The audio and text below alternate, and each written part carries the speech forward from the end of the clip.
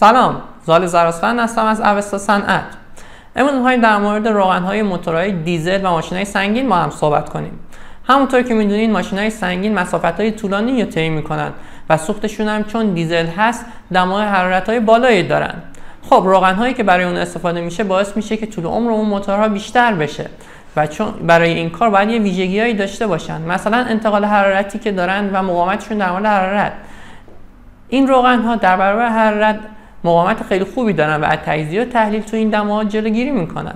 دوم، اکسیداسیون. اونها باید اکسیداسیون خوبی داشته باشن و نه در مقابل تجزیه و تحلیل و اکسیداسیون مقاومت از خودشون نشون بدن. سوم، در مورد بخار آب. در مورد آب و بخارات اونم باید مقاومت خوبی از خودشون نشون بدن. کاش که ازدواج‌های امروزی هم این مقاومت‌ها رو از خودشون داشتن. در آینده بیشتر در مورد این مطالب با هم صحبت می‌کنیم. خداحافظ.